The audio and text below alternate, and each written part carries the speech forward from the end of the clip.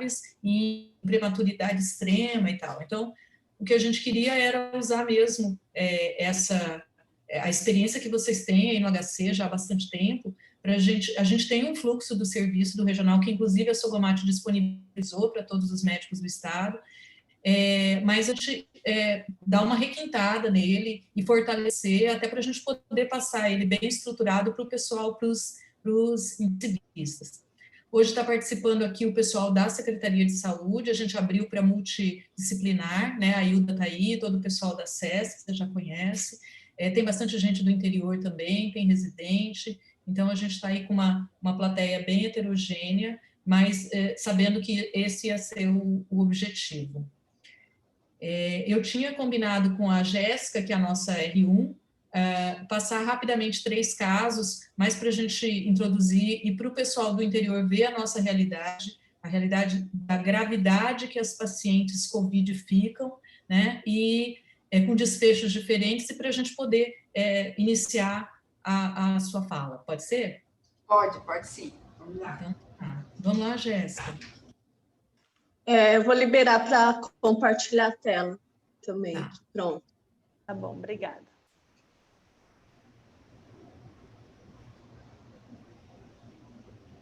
Liberada.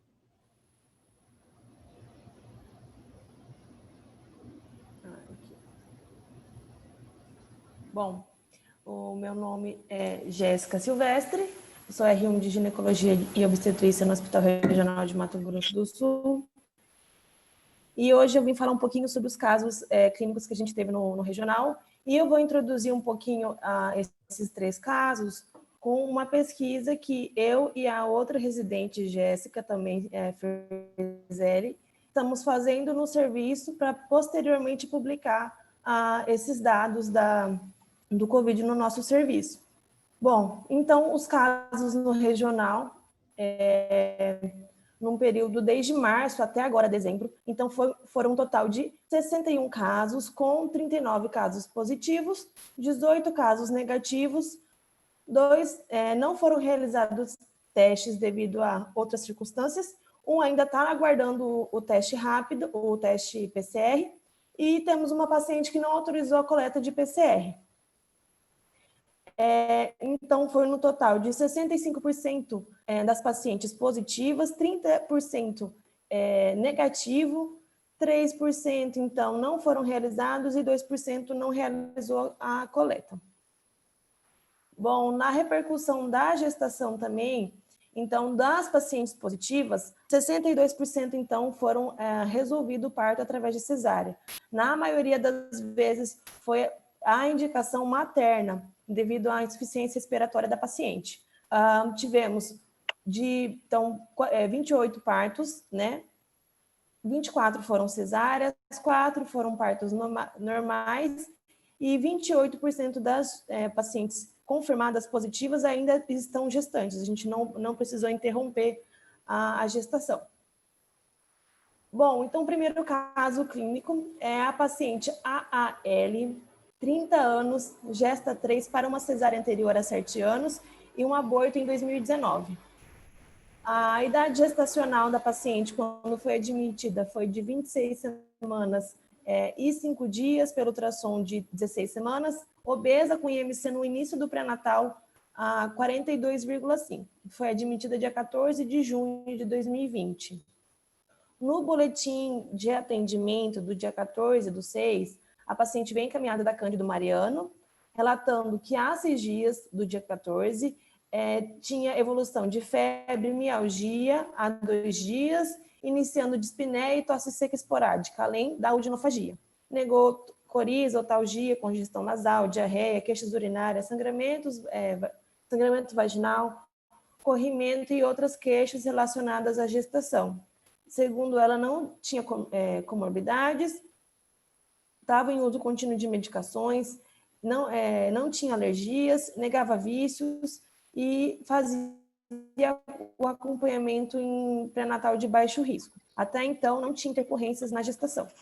O exame físico da paciente, quando ela foi admitida, então ela estava com uma PA de 130/70, frequência cardíaca de 105, frequência respiratória de 28, saturando 97 em ar ambiente. Estava em regular estado geral, estava corada, estava nictérica, cianótica, febril, orientada em tempo e espaço, o exame cardiovascular normal, o exame pulmonar tinha taquipneia, mas não tinha esforço, e na ausculta não tinha alterações. O abdômen era gravídico, não tinha, o útero era palpável acima da cicatriz umbilical e o movimento fetal era presente. Só um adendo aqui, que em junho a gente estava ainda tentando organizar o fluxo dos pacientes no regional, então a paciente foi inicialmente admitida pelo pessoal da clínica médica. Depois, posteriormente, a gente assumiu a paciente, então por isso que ficou faltando alguns dados do exame físico obstétrico da paciente. Então, foi solicitado eletrocardiograma, raio-x, gasometria, exames laboratoriais para a paciente. No segundo dia de internação, então, a paciente estava em D7 de sintomas respiratórios, com uma frequência respiratória em ar ambiente de 25, saturando 93. Com catéter de 3 litros, a paciente ficava melhor, mais confortável, com a frequência respiratória de 18 e saturando 98%. Foi realizado, então, um protocolo de COVID, instituído pelo serviço. Então, hidrocortisona, 80 mg de 12 em 12 horas, ceftriaxona, azitromicina, oseltamivir, até que se confirme o COVID. Confirmando, era retirado o oseltamivir, solicitado o TC e foi colhido o RT-PCR dela, que veio positivo. Essa, então, foi a tomografia da paciente, né, nesse dia. Com bastante área de lesão em vidro fosco, algumas áreas de condensação também. No dia 19/6, foi realizado um ultrassom obstétrico que não tinha alterações, o líquido amniótico estava normal, o bebê estava tudo dentro do parâmetro de normalidade. No dia 22/6, a paciente recebeu alta médica devido à sua melhora do quadro respiratório. O paciente estava estável, não estava mais utilizando o catéter, concluiu as medicações iniciadas no serviço e foi encaminhada para o nosso pré-natal. Ela acabou permanecendo no nosso serviço por 10 dias. Dia 22 de setembro, ela acaba retornando no nosso serviço com uma dor em baixo ventre, sem demais queixas associadas, foi com 41 semanas internada para interrupção da gestação. Foi optado por interrupção por via cesárea, não foi explicado o motivo da indicação da cesariana na análise de prontuário. O procedimento foi sem intercorrências, o bebê nasceu 3,575, pesando com Apgar 8,9 e recebeu alta médica dia 24 de setembro de 2020. Esse foi um caso, então, que a paciente teve COVID, evoluiu bem durante a internação, foi para casa, continuou a gestação e voltou para a gente com 41 semanas para resolver. O segundo caso clínico é o nome da paciente LMF, 27 anos, secundigesta para uma cesárea anterior, 32 semanas e 3 dias, pelo boletim do PAN. No momento da admissão, não tinha a caderneta do pré-natal e posteriormente foi extraviado durante o deslocamento da paciente no serviço. A admissão foi dia 16 de julho. No boletim, a paciente tinha 26 anos, gestante, gesta 2 para um aborto 0, não estava fazendo acompanhamento regular devido ao COVID, deu entrada no serviço demanda espontânea devido ao quadro de mialgia, cefaleia, febre, com temperatura máxima de 39 graus e referindo tosse recorrente e produtiva há 13 dias, sem comorbidades e sem uso de medicação. Estava em D13 de sintomas respiratórios. No exame físico, a paciente estava regular em estado geral, corada, hidratada, anictérica, cianótica, eupneica em ar ambiente, frequência cardíaca de 98, com APA de 9,6.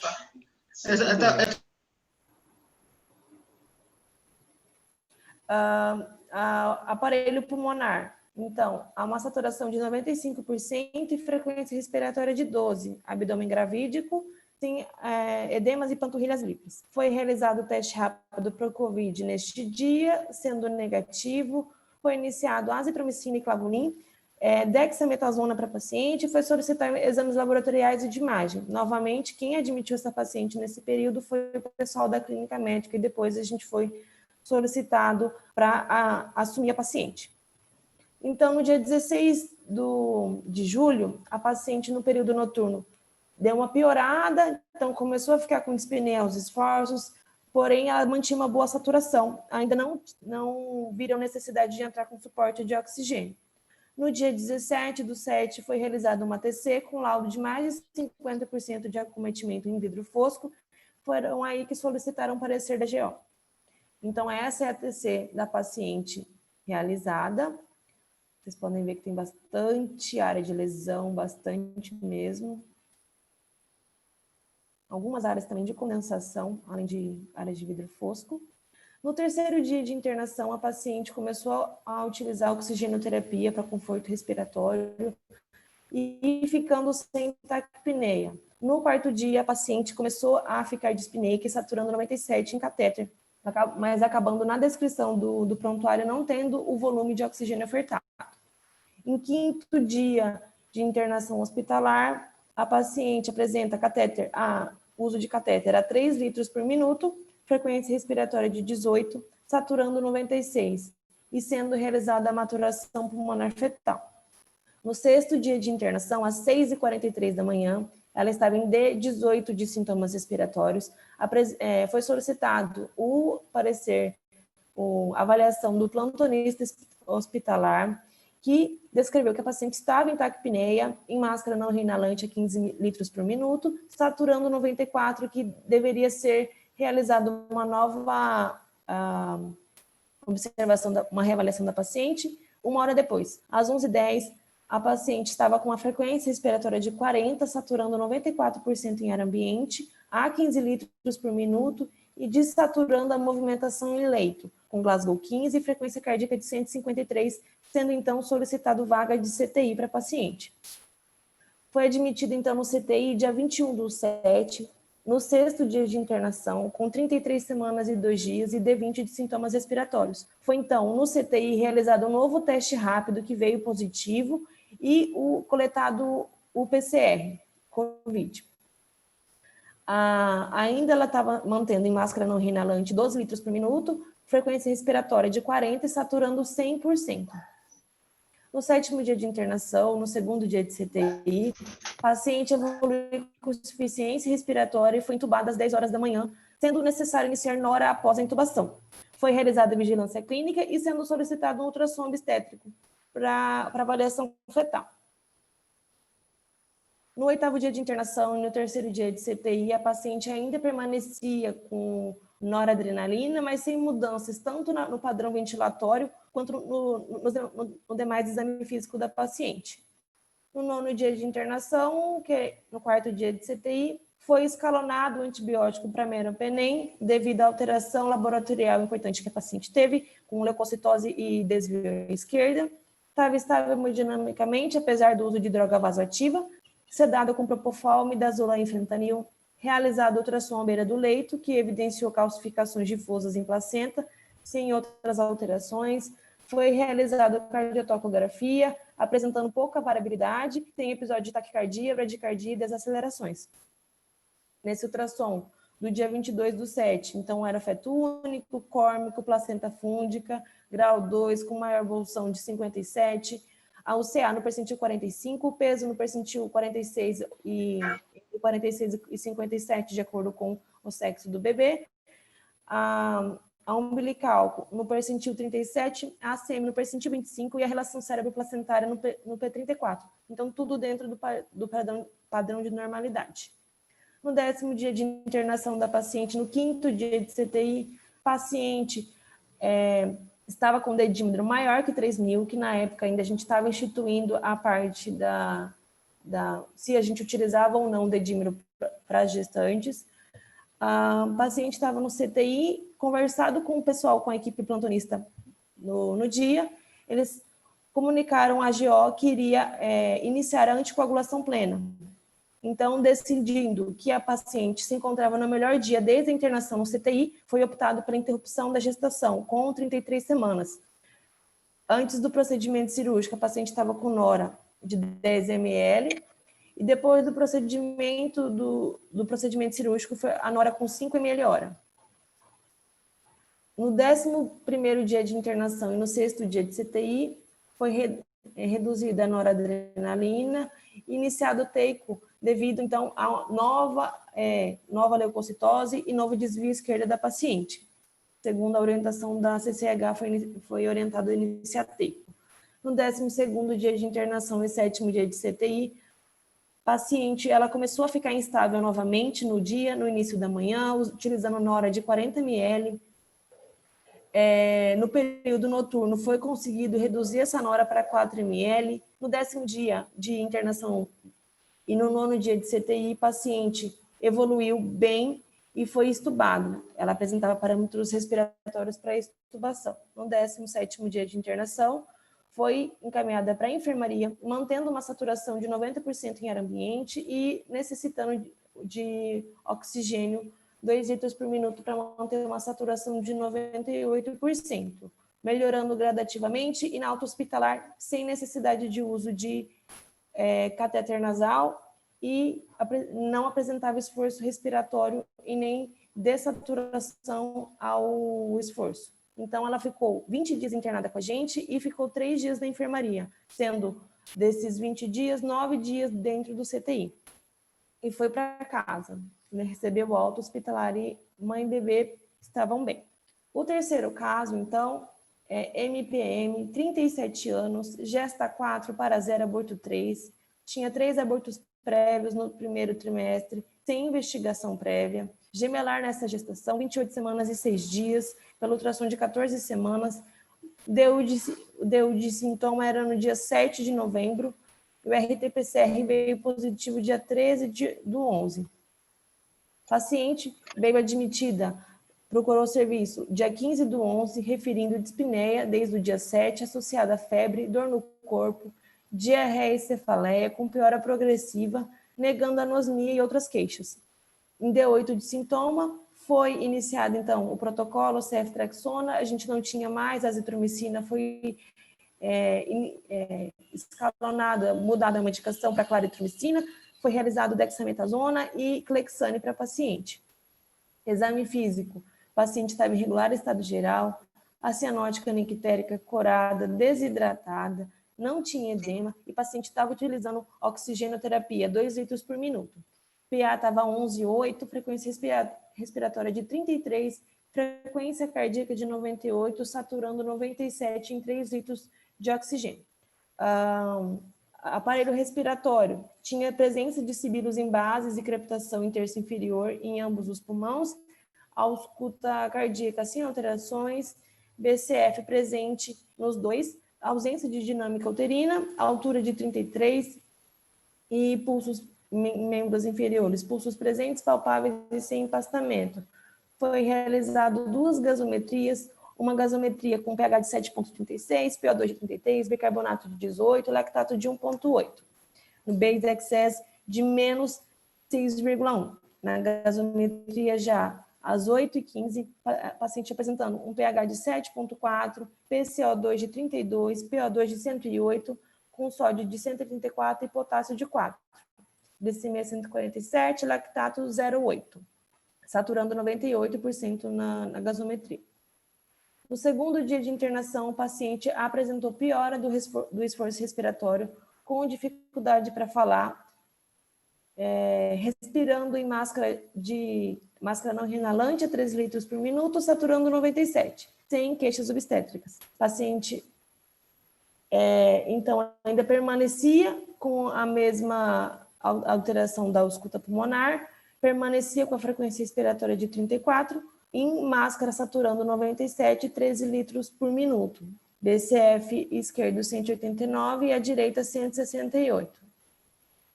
Nesse dia, foi analisado um ultrassom do dia 13 do 11, que foi observado que era uma gestação gemelar de imuno. O feto 1 estava com a placenta grau 1, o CC, P28, o CA no P30 e o peso no P10. O feto 2 tinha caído, o percentil do peso estava em menor que 1. Devido a esse desconforto da paciente respiratório, foi solicitado, então, no segundo dia de internação, vaga de CTI para paciente. Então, essa foi a tomografia que a paciente realizou no nosso serviço. Também com bastante ar, com área em vidro fosco, um pouco menos do que a anterior. No terceiro dia de internação, no segundo dia de CTI, paciente, havia sido discutido que quando a paciente fosse realizar a intubação, o pessoal do CTI deveria avisar o centro obstétrico da intubação. Então, foi o que foi realizado. Como a paciente tinha indicação em parâmetro respiratório para intubação, foi-se avaliado que a paciente tinha dificuldade de fazer também a pronação, então foi optado por fazer a cesariana. O paciente, então, na sala cirúrgica, devido à insuficiência respiratória, já utilizando noradrenalina, frequência cardíaca de 108, saturando 92%, foi realizado a intubação momentos antes da cesárea. Durante o procedimento, o paciente evoluiu com hipotonia, foi revertido através de dose plena de ocitocina. Gemelar nasceu com Apgar 2,4, o G1 pesando 980 gramas. E o G2... Jéssica, Oi. Só um minutinho. A doutora Rossana acho que pediu para voltar a imagem da tomografia. Aqui? Acho que não fui eu não, mas tudo bem. Não? Alguém pediu para voltar aí. Para que puder passar. Pode seguir, doutora. Então, o G2 nasceu com Apgar 5,5, o G1 com Apgar 2,4 e o G2 Apgar 5,5. No plantão noturno, a paciente, então, logo depois da cesárea, a gente foi levada a paciente para o CTI. No plantão noturno, no CTI, foi reduzido gradualmente a noradrenalina e foi iniciado tazocin devido à piora laboratorial da paciente. No 7º dia de internação, a paciente ainda estava em OT, sob ventilação mecânica, apresentando picos febris. Foi investigado e, devido à orientação da CCH, foi iniciada, então, outra medicação, foi escalonado para teico. No 11º dia de internação, a paciente apresentou melhora do quadro respiratório, apresentando parâmetros de extubação, sendo extubada, melhorando gradualmente durante a internação. O paciente recebeu alta no 17º dia de internação para casa. Os 2 bebês ainda continuam internados na UTI pediátrica. Então, foram esses os casos do nosso serviço. Um que evoluiu super bem, que a paciente permaneceu bem durante todo o período do Covid e ele acabou ganhando o bebê pós-termo, né? Na verdade, a termo, e depois os outros casos que a gente teve que interromper e intervir na gestação. Obrigada. Jéssica, eu queria parabenizar vocês, né, pela apresentação dos casos, a clareza de colocar tudo para a gente, parabenizar também o serviço, né, nesse momento que é tão difícil para a gente da obstetrícia até migrar para um atendimento que é um atendimento de muito mais risco, que nos preocupa tanto, né? Então, queria parabenizar vocês pelo trabalho que vocês estão fazendo aí. Vi que a Hilda estava com a gente, né? A Hilda tem participado até das discussões que a gente faz aqui no estado de São Paulo, então, Hilda, é um prazer te ver aí também, né? Agradecer a Vanessa pelo convite. Eu queria colocar algumas coisas e depois eu acho que a gente até pode ir respondendo questionamentos que alguém faça, né? Mas eu queria chamar a atenção para alguns pontos do que você colocou e que acho que pode ser bastante importante até para quem não está perto de vocês e perto, eu estou dizendo, de transferência de paciente, né? Então, eu acho que você apresentou 3 casos onde a gente pôde ver claramente que a piora pode ser muito rápida. Então, uma coisa que a gente acabou fazendo aqui em São Paulo, que deu bastante certo, e que eu acho que a gente tem que compartilhar com vocês, é que caso o paciente comece a precisar de catéter de O2, é uma situação que a gente não sabe, e catéter de O2 para manter uma saturação acima de 95, tá? Saturação abaixo de 95, a gente já vai ter comprometimento de vitalidade fetal. Então, a meta que a gente tem para obstetrícia não é aquele 93 que todo mundo tem para quem não está grávida. Isso eu acho que é uma coisa bem importante de conversar com a UTI, tá? Principalmente porque a gente vai ter que manter essa saturação acima de 95. Se a gente começa já a ter uma saturação que precisa de catéter de O2, está na hora da gente pedir a transferência dessa paciente, mesmo que ela entre no hospital e vá ficar na enfermaria ainda. Não tem problema, né? O primeiro caso que você apresentou é uma paciente que ficou na enfermaria, no segundo dia de internação ela já estava saturando 93 em ar ambiente. Então, já mostra para a gente que já tinha uma alteração. E dali são dois caminhos, ou melhora ou piora. Mas se piora, piora muito rápido. Então, eu acho que é um ponto que vocês, principalmente para quem está longe e precisa da transferência, é muito importante que peça a transferência nesse momento, porque a gente sabe o quanto é difícil, né? Então, a gente vai precisar de acertar a ambulância, vai precisar de conseguir a vaga. Então, a gente precisa de tempo para fazer isso. Então, isso é um ponto que eu queria estar compartilhando com vocês, principalmente para as pessoas que estão longe, tá? Então, para as pessoas que estão longe e que vão precisar mandar os casos para vocês, que prestem atenção nisso. Se a gente deixa para transferir quando a paciente já está precisando de uma quantidade muito grande de oxigênio, a gente pode ter um risco do oxigênio acabar no caminho, tá? Da paciente piorar muito no caminho e já chegar no hospital de referência, onde você vai ter o acesso à UTI, a tudo isso, numa condição muito ruim. Então, isso é uma coisa que a gente tem que compartilhar. A segunda coisa que eu acho que é importante a gente compartilhar é onde que o paciente piora, né? Então, o paciente vem a ter uma piora mais importante depois do 7º dia de sintomas, tá? Covid, a gente sempre pensa no dia de início de sintomas. Então, o D7 é o 7º dia depois do início de sintomas e é ali que a gente vê que pode ter um risco maior de piora. Se a gente olhar as pacientes que você apresentou, todas elas tiveram piora depois disso. Então, por que isso é importante para a gente? Porque para quem está seguindo esses casos em consultório, se o paciente procura logo no começo, você já faz o PCR, você fica tranquilo que o paciente está bem, mas precisa estar fazendo um monitoramento, ligando a cada 24, 48 horas, para saber se o paciente não piorou, tá? Então, esse é um ponto também que é bastante importante para a gente falar.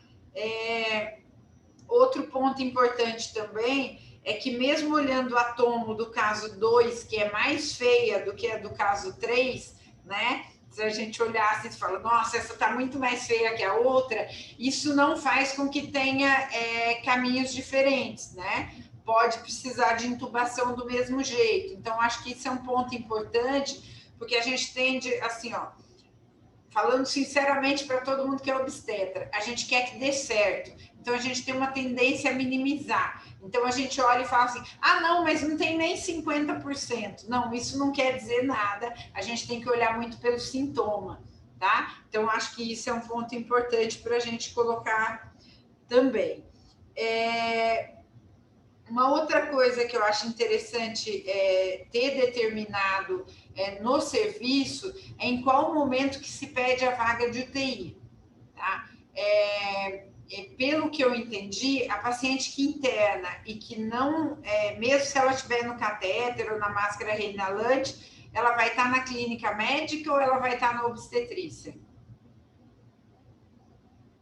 Agora, todas que estão internando para a gestante, então é a GO que assume, independente. A gente faz a admissão em todo o decorrer da história. Antes não, antes estava sendo a clínica médica atendia e pedia parecer para a gente, e depois a gente acompanhava o paciente.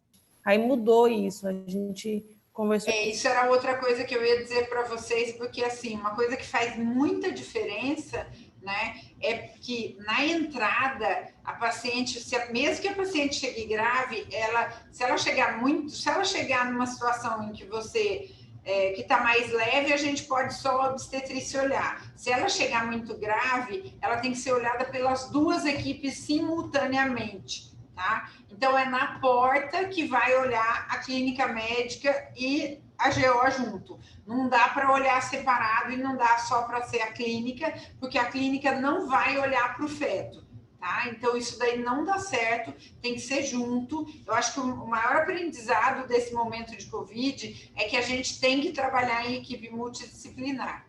Se a gente não trabalhar em equipe multidisciplinar, isso não vai dar certo. Então acho que é bastante importante.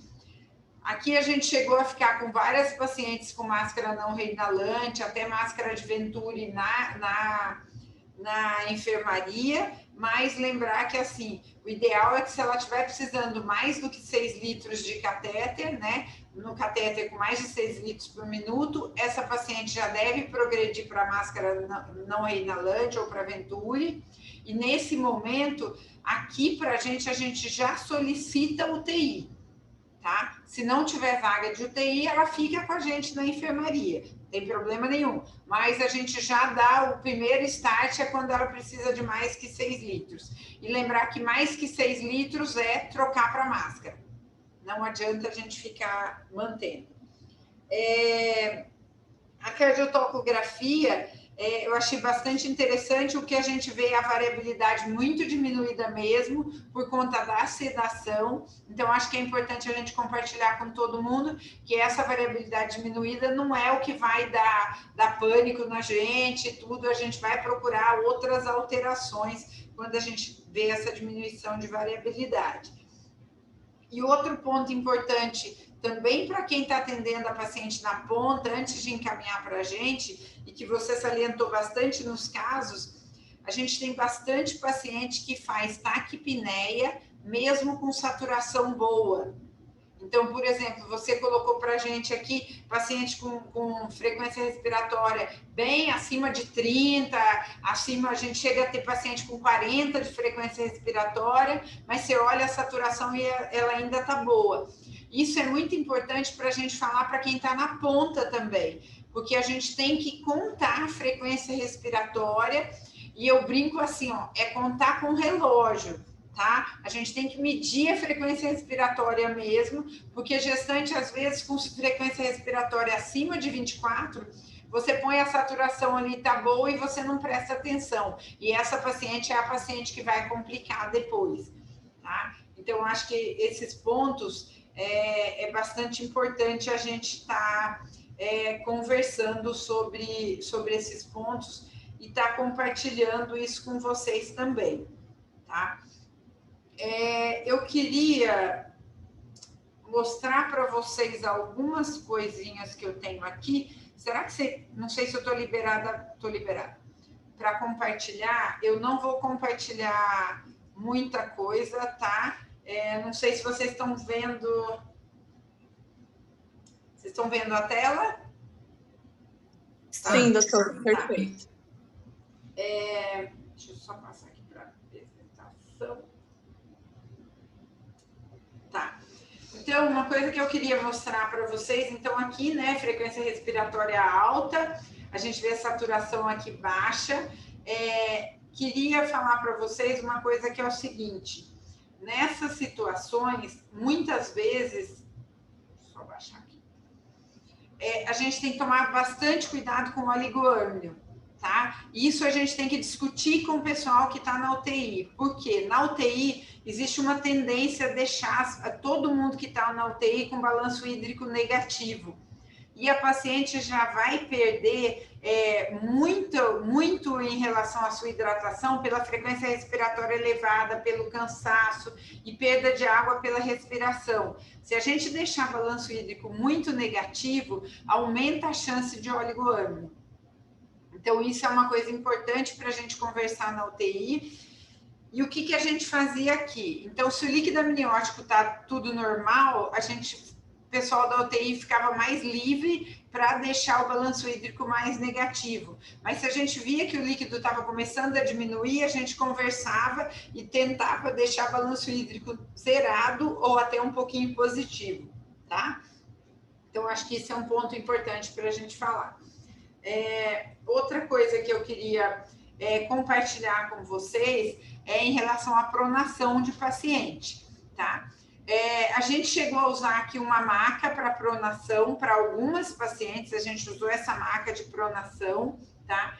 Esse aqui é um trabalho que a gente fez aqui pronando pacientes mais gestantes normais, tá? Testando essa maca. Essa maca ela foi desenvolvida por uma fisioterapeuta, saiu agora o registro dela da Anvisa para comercialização, então é uma maca que está disponível para comercialização. E o que a gente viu? Quando a paciente estava em posição prona, a gente tinha parâmetros hemodinâmicos maternos e fetais melhores até do que se a paciente está em DDH. Então, como a gente tinha essa segurança por conta desse trabalho que foi feito aqui, a Cláudia quem desenvolveu a maca e eu orientei a Cláudia na tese dela de doutorado, que foi testar a maca, a gente tinha uma tranquilidade muito grande de que a paciente não teria piora nos seus parâmetros hemodinâmicos e que o feto também não ia piorar se a paciente estivesse pronada, tá? Nós não pronamos pacientes só com a maca, a gente pronou vários pacientes sem a maca, tá? Como? Usando coxim, né? Fazendo o que a gente fala que é tipo assim um ninho para apoiar a barriga, tá? Então, com isso, a gente conseguia pronar a paciente. Essa aqui é uma paciente nossa que está pronada, tá?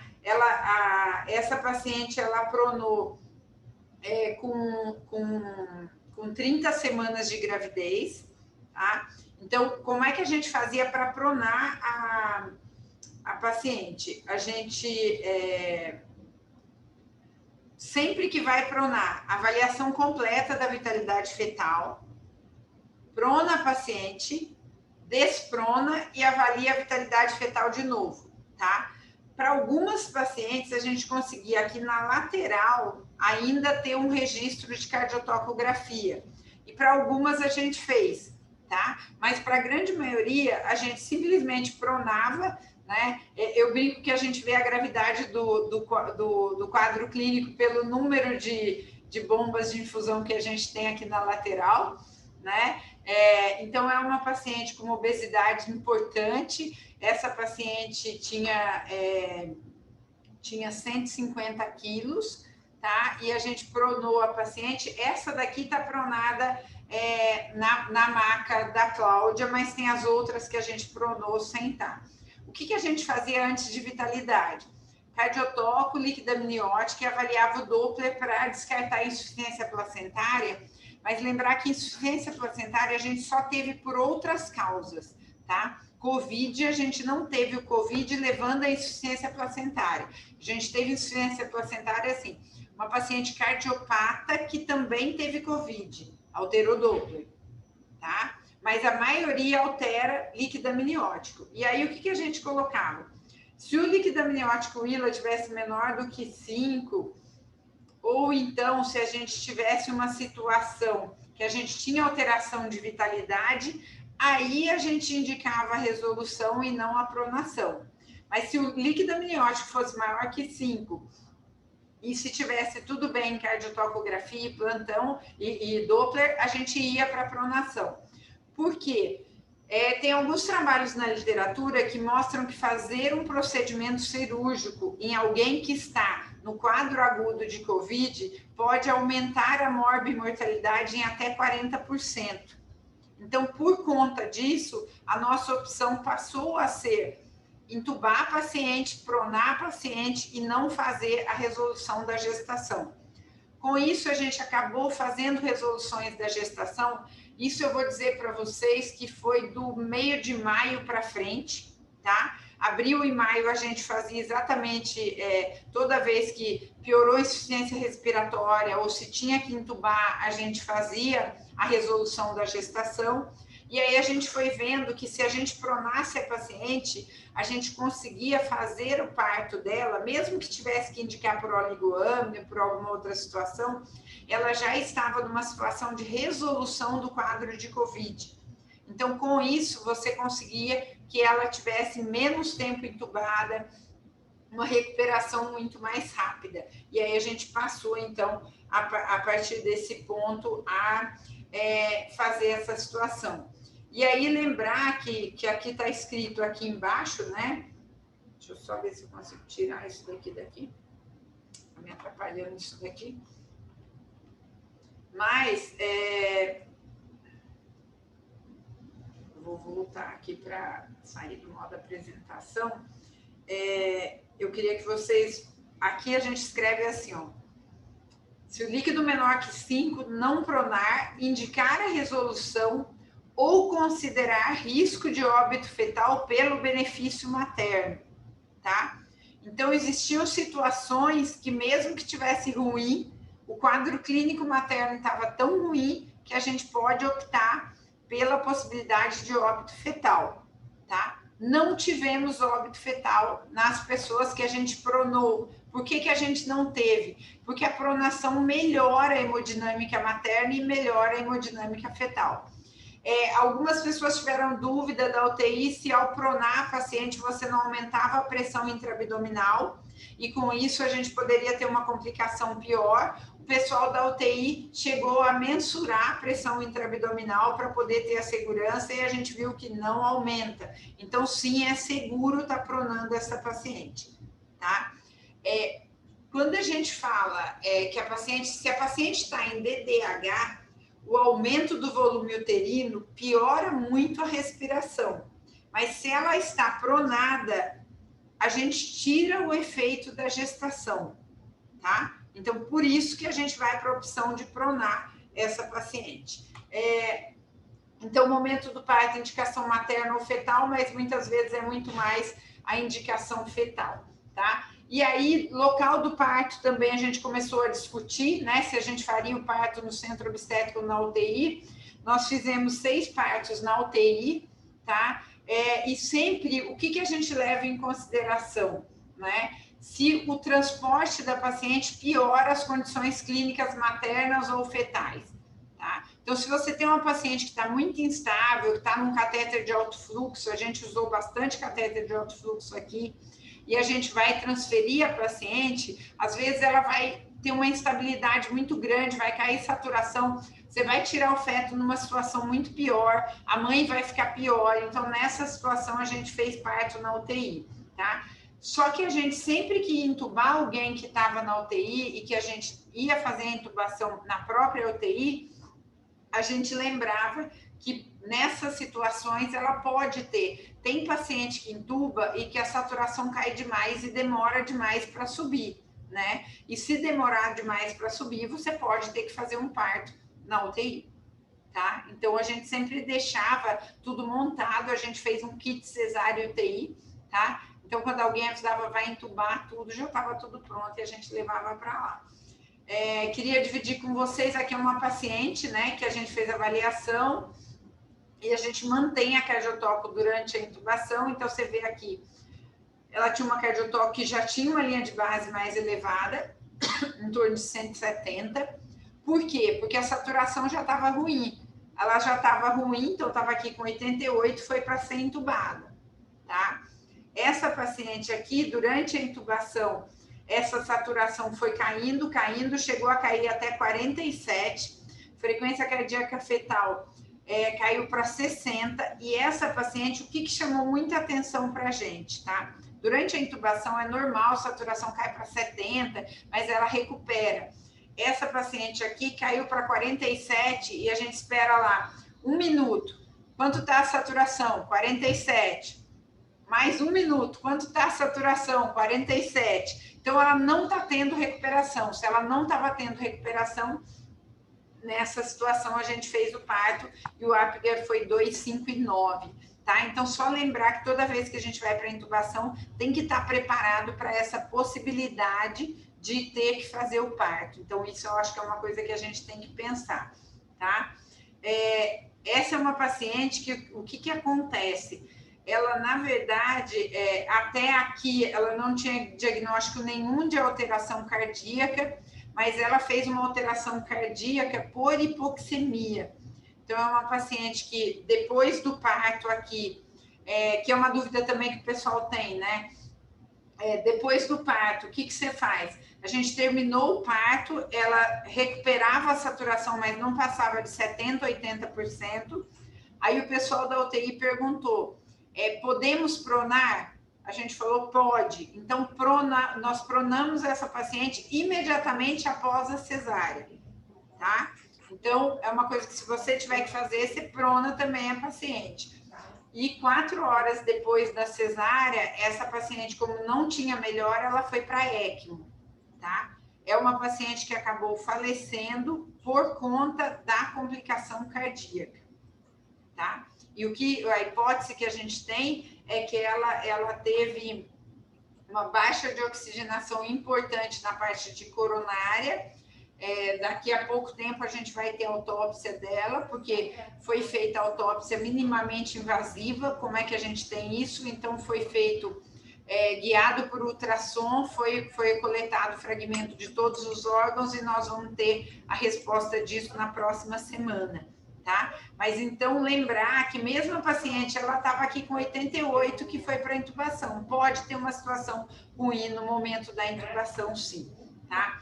Parto na UTI, como é que a gente fazia? Realizava a avaliação completa da vitalidade antes da intubação, mantém a cardiotocografia durante a intubação, equipe da obstetrícia paramentada, com mesa montada para o parto, a equipe de anestesia presente na UTI, inclusive a de anestesia que faz anestesia obstétrica, exatamente por uma coisa que a Jéssica colocou, que é o risco que a gente tem de ter uma atonia uterina, né? Às vezes o pessoal da UTI não está tão afeito a cuidar de uma atonia quanto o pessoal da anestesia, que faz anestesia obstétrica. Então, é importante esse pessoal estar lá junto, tá? A Danel com carrinho de reanimação, tudo pronto. Prever o material necessário, fazer um kit. A gente pode fazer a pronação imediata. Anticoagulação, ideal, mundo ideal, 12 horas. Se der para esperar 6, a gente vai estar feliz. Aqui eu estou falando de anticoagulação plena, tá? Se não der para esperar 6, a gente faz depois de 4. A gente chegou a fazer depois de 4 horas sem ter sangramento importante, tá? Lembrando que quem tem Covid está mais propenso à coagulação do que não propenso. Então, só uma coisa que a gente chegou a fazer também, tá? E aí, eu acho que era isso que eu queria estar compartilhando com vocês, tá? Só mais esses detalhes que eu quis mostrar alguns casos, algumas coisas, porque eu acho que pode ficar interessante. E aí, eu acho que a gente pode abrir para discussão, se alguém quiser fazer alguma pergunta. Obrigada, Rosana. Foi brilhante mais uma vez e muito prático. O que eu queria que a gente colocasse em discussão, a gente tem até um caso que atualmente está lá no CTI, que é uma paciente de 29 semanas, que a gente está conduzindo lá e que está entubada e está grave, e a gente está conduzindo ela, e dá para a gente também tirar dúvidas. A residente me mandou aqui umas dúvidas, eu falei, gente, vamos pedir para a Rosana, né? Mas uma dúvida que eu tenho, assim, quando a gente tinha o H1, a gente tinha muito claro, assim, que a mãe piorava muito com o H1. Então, a impressão que a gente tinha é que se a gente, e era o que a gente fazia, a gente interrompia, a mãe melhorava, né? E com o Covid, não é bem assim. Então, a gente tem essa dúvida. Até quando eu levo a paciente Covid? Por exemplo, uma paciente de 27, 28 semanas, em que a altura uterina não interfere tanto na ventilação, e eu preciso entubar essa paciente. Até quando eu levo? Eu posso levar ela com segurança? E a vitalidade fetal nessa fase também é bem complicada, porque a cardiotoco que a gente tem, variabilidade não serve, né? O Doppler não serve. Então, o que a gente usa? A gente chegou a discutir com as residentes, a gente usa, então, perfil biofísico fetal, mas se a paciente está entubada, se foi feito bloqueio neuromuscular, ela vai ter movimento fetal, ela vai ter movimento respiratório. Então, o que é vitalidade numa paciente de 29 semanas com a mãe entubada?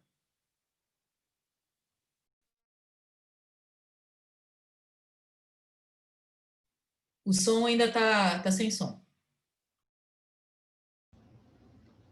O que a gente tem visto aqui? Né? A gente tem usado mais a cardiotocografia mesmo, tá? O perfil biofísico, ele acaba, a movimentação fetal diminui bastante se você tem uma sedação importante, né? Então, o que a gente mais usa é a cardiotocografia, a variabilidade diminui, mas a gente não vai ter desaceleração tipo DIP2, a gente não vai ter desaceleração prolongada, isso vai acontecer se a gente realmente estiver com déficit de oxigenação. Então, a gente vai procurando essas alterações na cardiotoco. A outra coisa que a gente também faz, assim, quando a gente pensa em pronar a paciente, se ela tiver um índice de líquido amniótico menor que 5, e aí a gente usa o ILA até para poder ter uma ideia do total de líquido que a gente tem no abdômen. Aí, nessa situação, a gente resolveria, tá? Fora isso, a gente não resolve. Perfil, vou te dizer que, assim, a gente chegou a resolver perfil 6, a gente não chegou a resolver, mas a gente resolveu um caso sim por perfil 4, né? Onde a gente não tinha, a gente só tinha o líquido normal e o tônus por abertura e fechamento de mão, tá? Mas não tinha mais nada de movimentação fetal, não tinha movimento respiratório. Aí a gente chegou a resolver um caso por um perfil de 4, tá? E a gente consegue ir seguindo dessa forma. Vou te dizer que, assim, abaixo de 30 semanas, mesmo, olha, eu não vou até mais longe, tá? A gente pronou o paciente com 32 semanas. E a gente pronou e a paciente saiu bem depois, tá? Quando a paciente está com mais de 34 semanas, aí eu acho que a gente tem que pensar um pouco se vale a pena a gente pronar ou se não vale a pena pronar, e aí discutir um pouco com a UTI, e talvez para esses casos acima de 30, maior ou igual a 34, se precisar de intubação, a gente já intubar e fazer o parto, tá? Mas abaixo de 34, abaixo de 30, eu te garanto que a gente vai intubar e pronar. De 30 a 34, a gente vai olhar cada caso, tá? E sempre levando... Tem uma coisa que a gente tem discutido bastante, que é assim, a gente tem um discurso que não é um discurso que ele é muito fácil para a gente falar, mas ele não é muito confortável da gente viver, né? A gente sempre fala que a gente é pró-mãe, mas incomoda muito para a gente perder um feto com 32 semanas, 34 semanas, né? Então, a gente é pró-mãe até a página 2, porque se ele é viável, a gente sente uma dor no coração. E é uma coisa estranha, porque, assim, mesmo sabendo que você piora o risco para a mãe, você aceita ir, né? E, às vezes, a gente transfere isso para a UTI, dizendo assim... Uma coisa que a gente também viu, né? Se você perguntar assim, para qualquer pessoa na UTI, ela tem condição de ir para o centro obstétrico? Se a sua pergunta foi essa, o intensivista vai te responder 100% das vezes que ela tem, tá?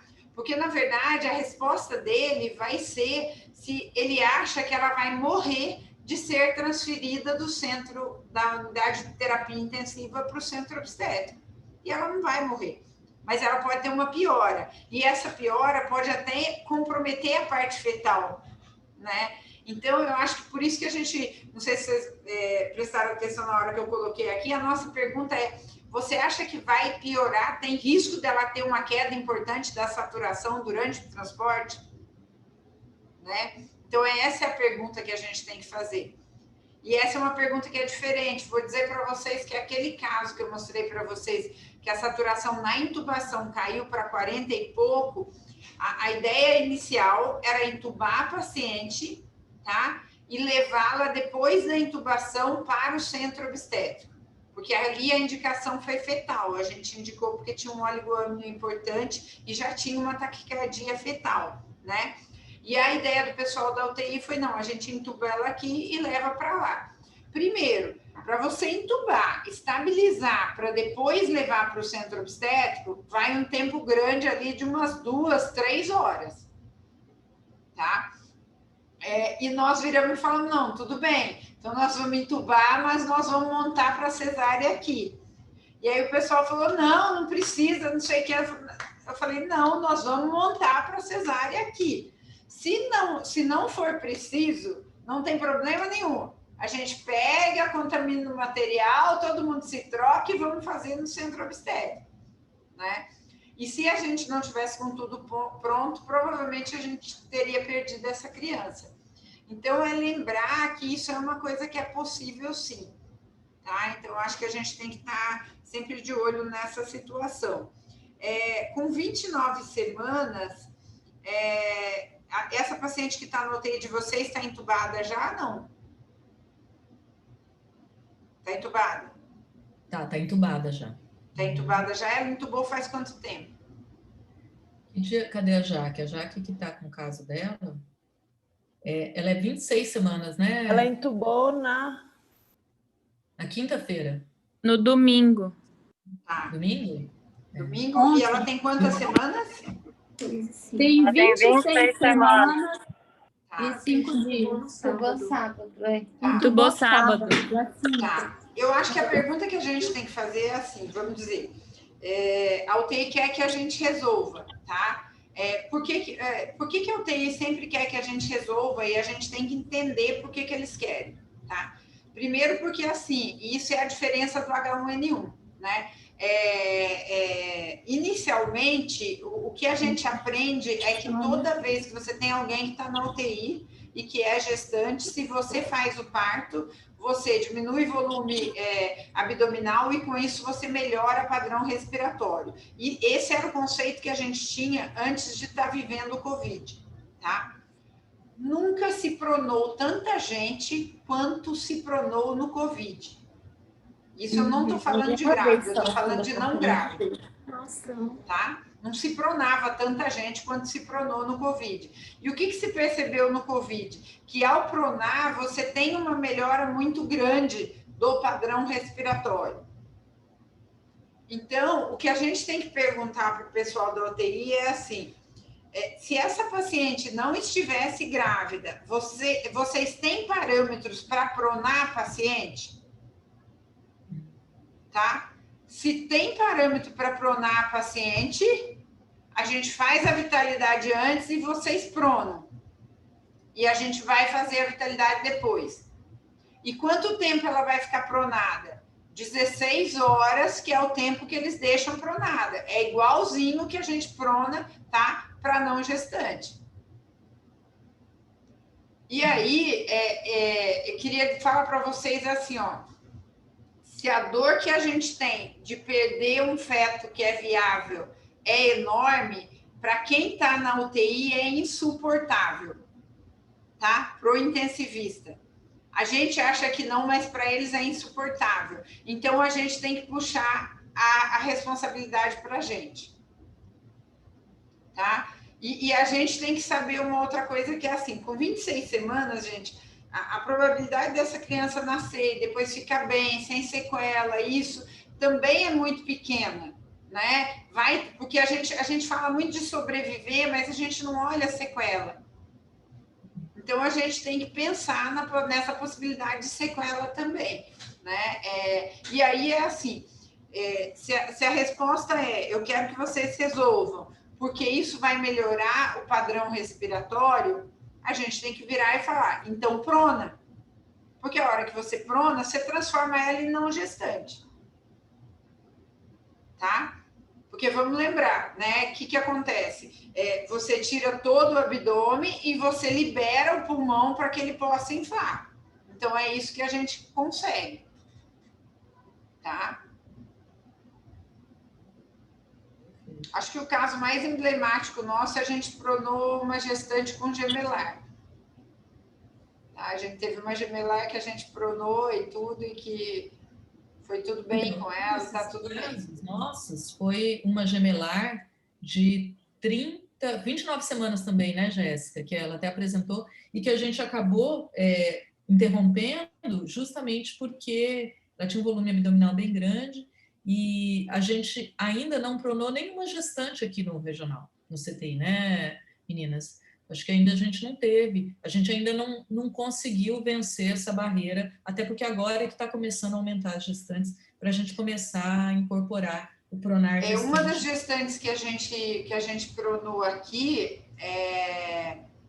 a gente pronou ela com 24 semanas, né? E ela saiu de alta depois com 27 semanas, grávida ainda, e o parto dela foi com 38 semanas. Tá? Então assim, eu acho que é uma coisa que vale a pena, né? E a gente tentar entender, assim, eu acho que é sempre importante a gente conversar com o intensivista e perguntar assim, mas por que você quer que eu resolva? Eu resolver a gestação, você acha que vai melhorar no quê?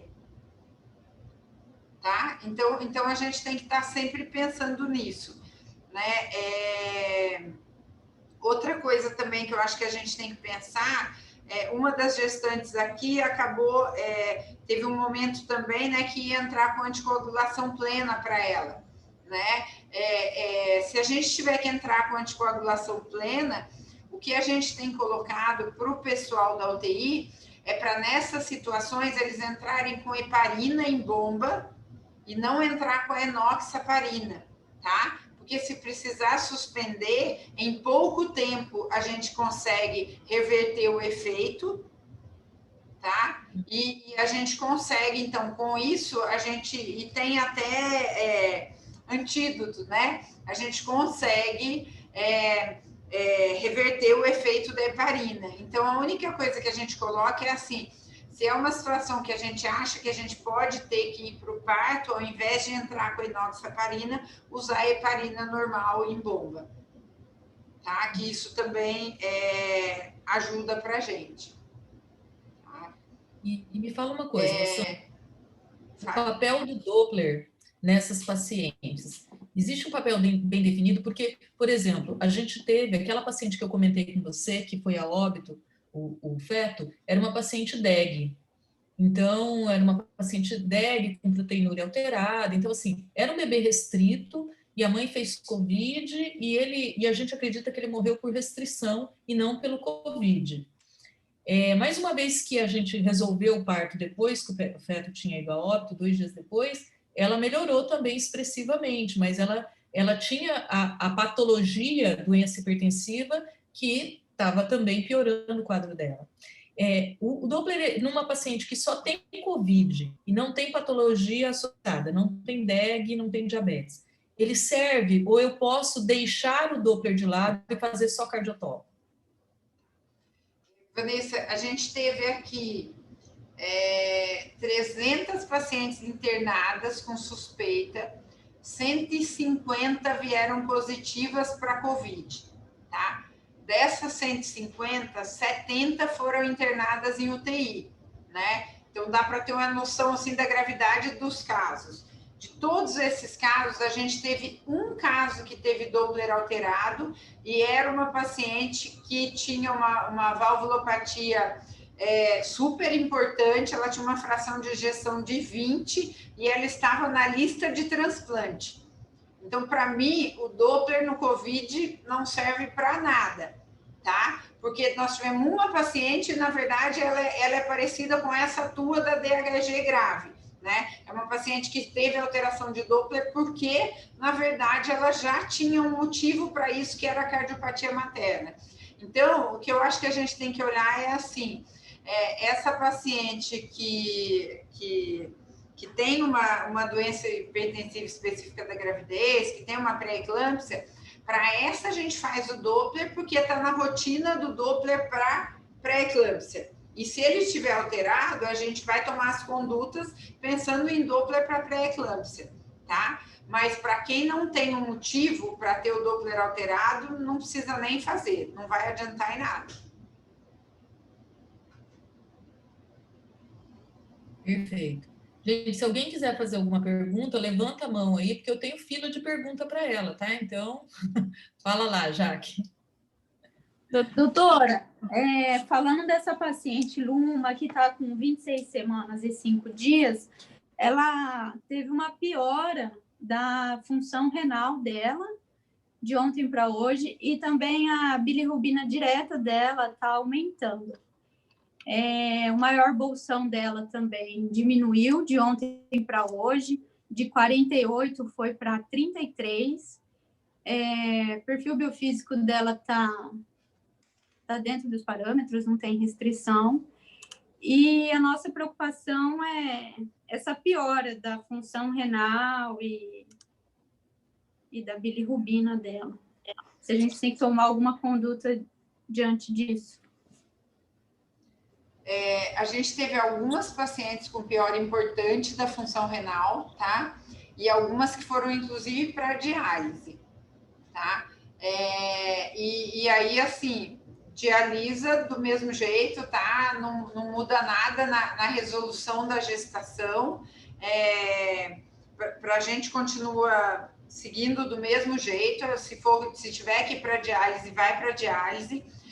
A única coisa que eu preciso falar para você é assim: se a ureia dessa paciente estiver acima de 100, tá? Ela vai ter uma tendência a fazer polidrâmio. Por quê? Porque ela faz diurese osmótica igual quem tem diabetes gestacional.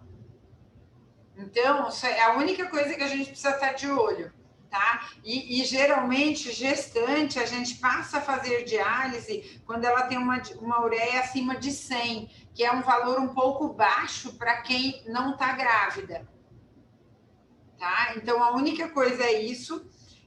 A bilirrubina aumentando mostra, assim, que ela está tendo um comprometimento hepático, né?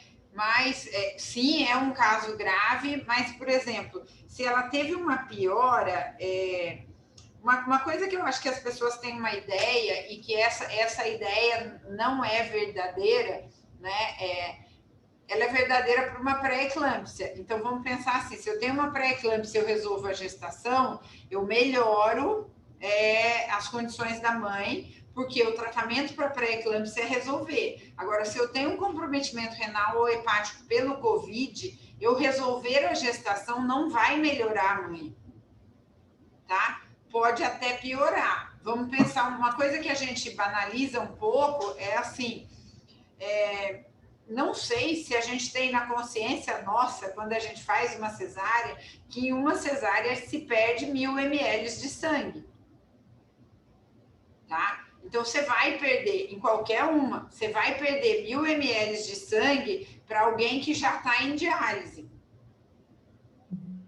né? Então, é isso que a gente tem construído, de olhar esse todo, tá? Então assim, para a gente, se ela teve uma piora, é mais um motivo para a gente estar de olho nessa situação dela e tá vendo como ela está evoluindo.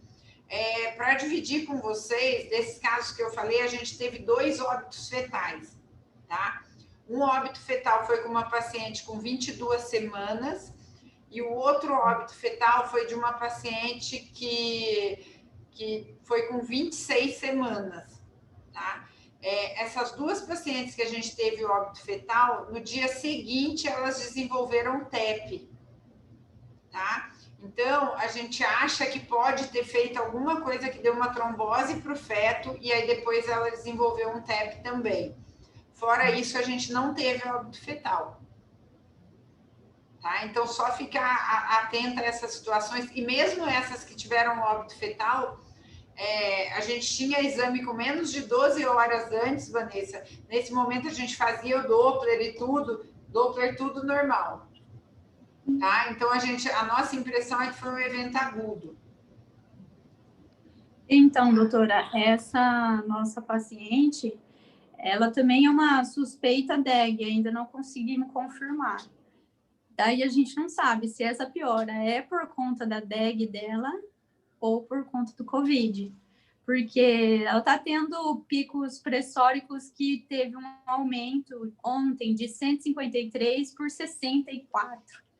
E outro pico hoje, novamente, de 157 também por 69. E ela teve uma PA, a partir de 20 semanas, começou a aumentar a PA dela de 140 por 80. Então, a gente não sabe se a piora é da DEG ou é do Covid. Então, vamos lá para a gente dar uma olhada no caso, né? Então, ela tinha PA normal no começo da gestação, depois de 20 semanas começou a ter 140 por 80, aumento de PA, é isso? Isso. Quando ela chegou aí, ou mesmo no cartão de pré-natal, ela tem alguma coisa anotada de edema? Não tem edema, só tem 3 aferições de 140 por 80. Tá. Tem ganho de peso entre essas consultas exagerado? Porque às vezes a pessoa não olha o edema, mas se a gente olhar o ganho de peso, a gente vê que, por exemplo, assim, entre uma consulta e outra ganhou muito peso por semana, tá? Estou te falando coisas que podem te dar uma ideia de DEG, tá? Outra coisa que você pode olhar, se em algum exame de entrada dela, de alguma coisa, se tem algum exame de urina que deu proteinúria. Porque a gente não esperaria ver uma proteinúria nos casos de Covid.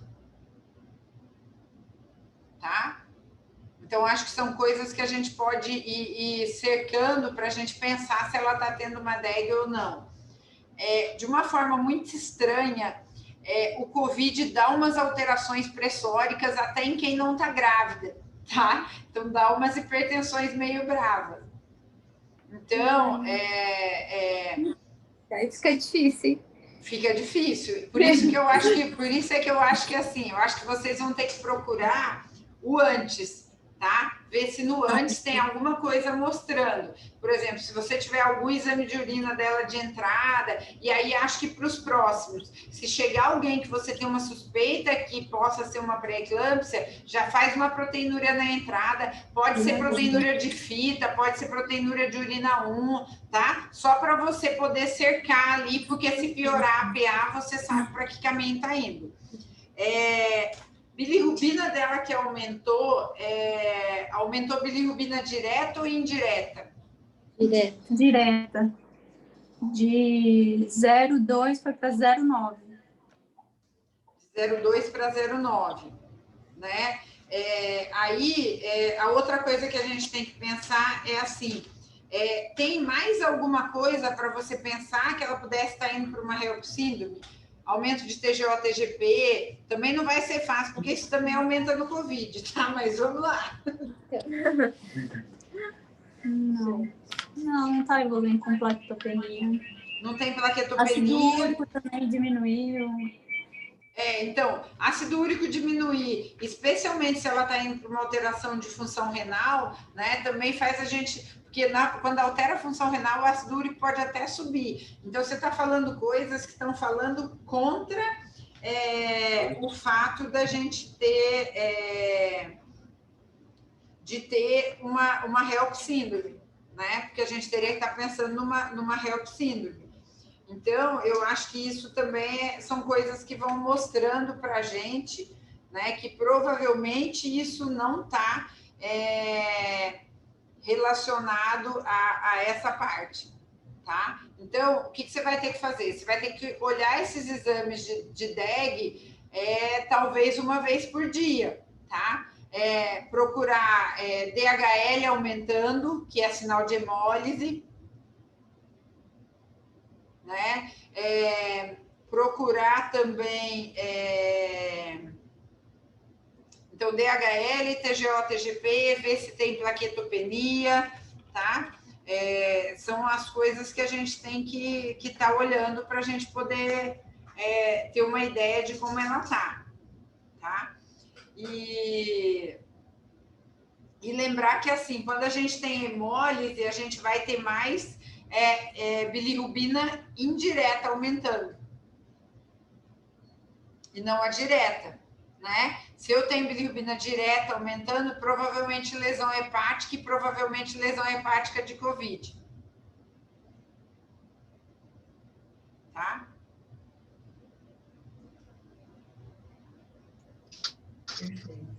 Porque o aumento de bilirrubina que a gente vai ter... e aí você pode procurar esquizócitos também no hemograma, são coisas que dá para a gente olhar.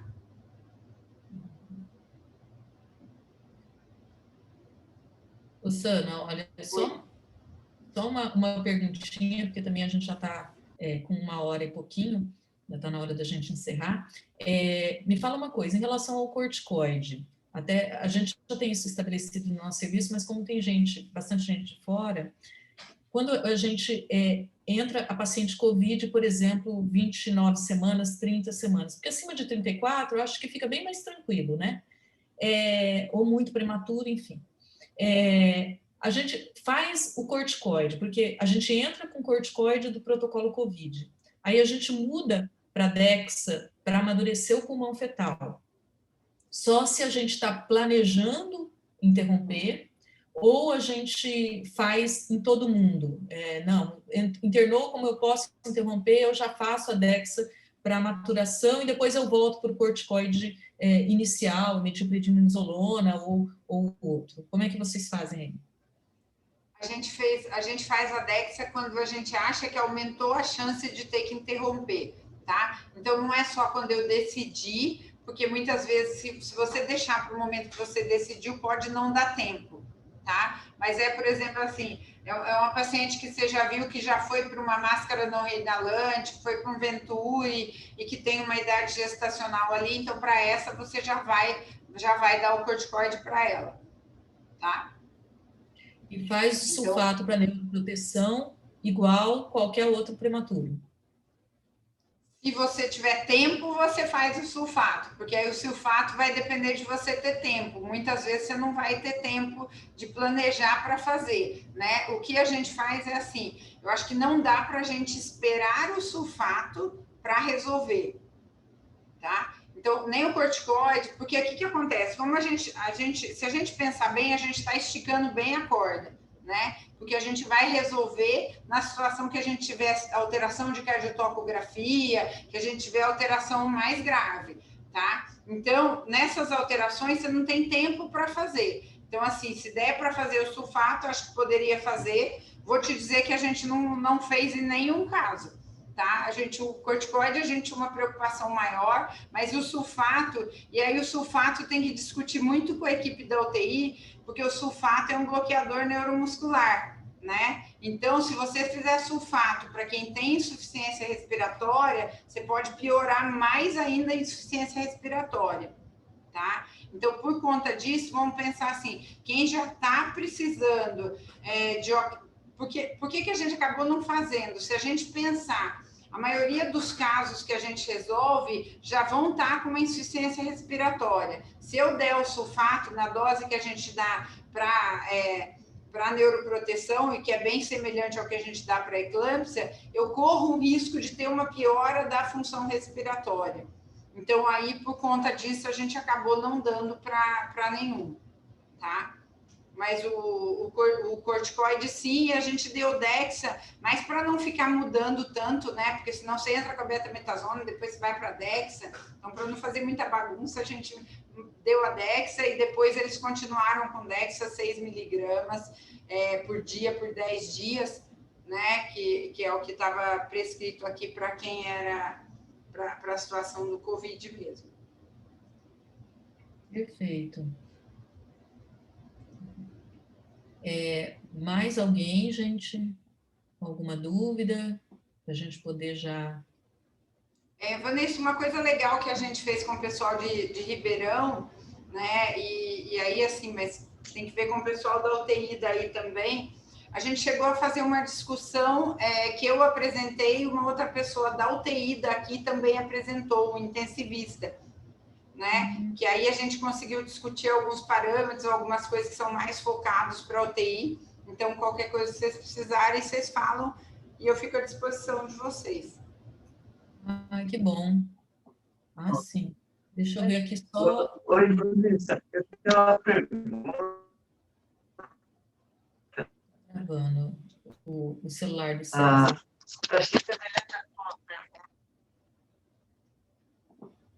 Tá travando, César. Enquanto volto do César, tem uma pergunta aqui, Rosana. A Karina está perguntando o que vocês usam de protocolo de medicamento para gestante sem parâmetro de internação, então caso leve. Se vocês usam alguma coisa. que a gente decidiu, né, para estar usando aqui? Então, internou uma paciente, caso leve, que tenha algum motivo para internação, mas que, por exemplo, não tem alteração nenhuma, tá? A gente começava assim, ó, se ela internou com sintoma leve, a gente checava se ela tomou vacina da gripe ou não, tá? Quando a gente começou, principalmente, e mesmo discutindo com a EMI, a gente ainda tem alguma dúvida se a gente tem risco de ter nessas pacientes H1N1, tá? Hoje H1N1 está praticamente suprimido, tá? Mas a gente sim entrava e ainda entra com oseltamivir para essas pacientes 75 de 12 em 12, tá? Por 5 dias, e a gente avalia pelo um protocolo que a gente tem de tromboembolismo. Então, a gente não entra com a enoxaparina só pelo fato dela ter suspeita de COVID, tá? Ou um COVID confirmado. A gente só entra se, vamos dizer assim, se ela tem obesidade, se ela tem algum outro fator, que quando a gente olha esses fatores, e isso vai pontuar num protocolo que a gente tem de tromboembolismo para gestante, e isso dá uma pontuação acima de 3, aí nessas condições a gente entra com a enoxaparina profilática para ela, enquanto ela está internada, tá? Paciente que não está internada, a gente não entra com nada, tá? Não entra com azitromicina, não entra com enoxaparina, não entra com nada. Mesmo ela sendo hipertensa, diabética, com complicação. Então, o paciente chegou, veio para o pré-natal com sintoma, a gente colheu, mandou ela embora para casa, a gente não entra com nada. Paciente internada, sintoma leve, só entramos com enoxaparina se a gente tiver alteração no risco de tromboembolismo. Agora, a paciente com sintoma moderado ou sintoma grave, aí para essa paciente a gente entrava e entra ainda com oseltamivir, azitromicina e ceftriaxone. Por quê? Porque tem muita paciente que além do COVID tem a consolidação por uma infecção secundária, tá? E nesse caso a enoxaparina profilática. Progressão da enoxaparina profilática para terapêutica, se a gente tiver algum evento tromboembólico, tá? Aí a gente ia para a terapêutica, não pelo valor que ela tivesse de dímero D, tá? Só se ela tem alguma alteração.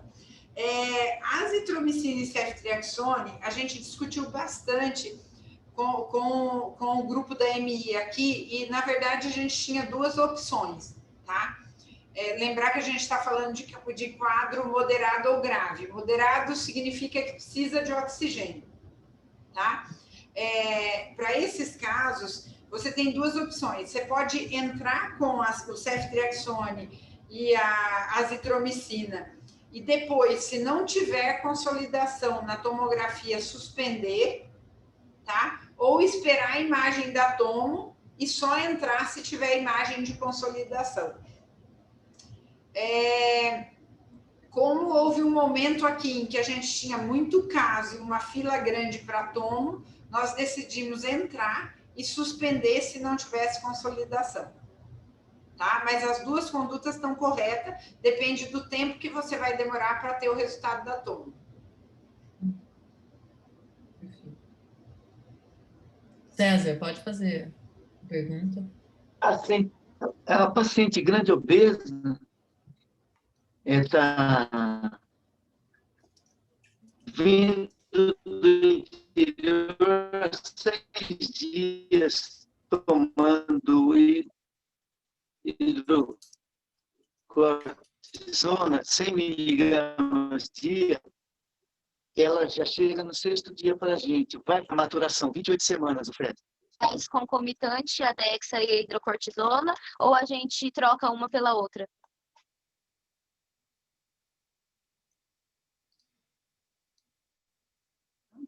Paciente que já chega tomando hidrocortisona, né? E que aí você vai ter que entrar Exato. com a...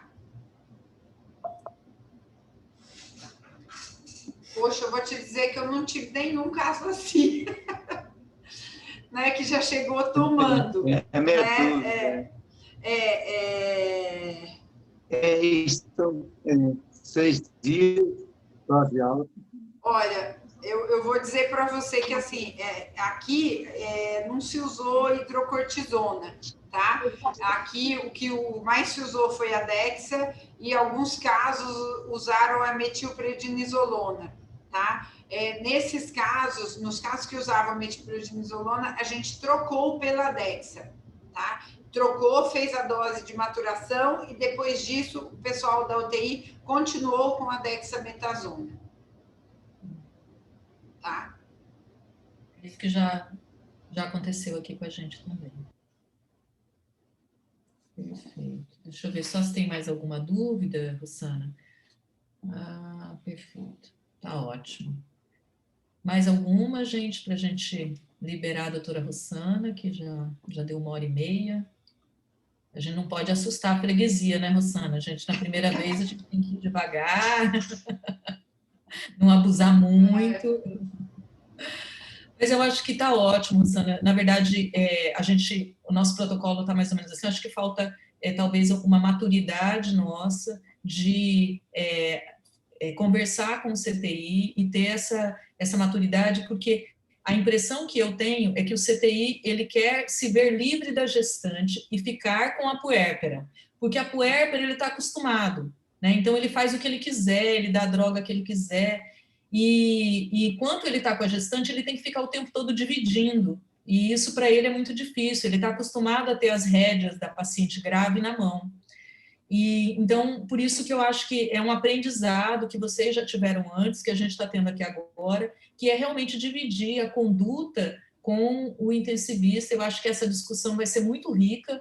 Eu vou organizar, sim, para a gente fazer com o intensivista daqui, a gente consegue alguém com um caso grave desses, para a gente poder entender. E também, realmente, é uma mudança de paradigmas para o obstetra, né? Porque a gente sempre se viu muito só na decisão de interromper ou não, e hoje a gente está tendo que aprender a ver tomo, por exemplo, né? Vidro fosco, eu vejo mais vidro fosco agora em tudo, né? E a gente não via tomo, né? A gente está olhando gasometria, a gente está manejando saturação de paciente, coisa que a princípio o obstetra não vê, né? Então, o máximo que a gente via de gravidade era HELP, né?